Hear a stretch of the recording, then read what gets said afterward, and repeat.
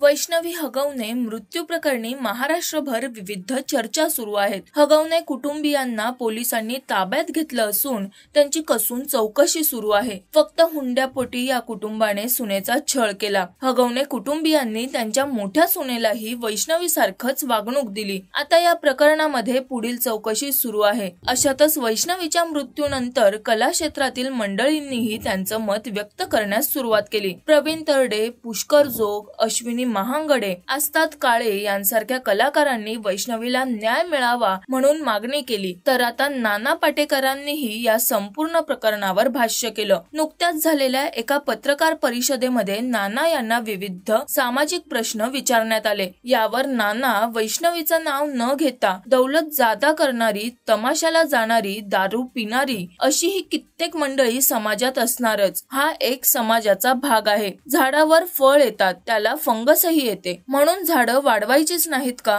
फळ घ्यायची नाहीत का? त्यामुळे या सगळ्या गोष्टी होतच राहणार। लग्न कसं करावं हा ज्याचा त्याचा वैयक्तिक भाग आहे। माझे संस्कार कसे आहेत त्यावर मी सगळं ठरवतो असं ते म्हणाले। मला असं वाटतं की लग्नावर अनाठाई खर्च करण्यापेक्षा मी ते वृद्धाश्रमाला देईल, अनाथाश्रमाला देईल किंवा कोणाच्या तरी मुलाच्या शिक्षणाला देईल। हा प्रत्येकाचा वैयक्तिक प्रश्न आहे। हातावर कुठलं घड्याळ बांधायचं, कपडे कोणते घालायचे हा मी अट्टहास कोणाला करू शकत नाही। हुंडाबळी ही वृत्ती आहे आणि संस्कार आहेत, त्याच्यानुसार त्या माणसांना शिक्षा मिळेलच। नाना पाटेकरांच्या या स्पष्ट वक्तव्यावर तुमचं काय मत आहे हे आम्हाला कमेंट करून नक्की सांगा।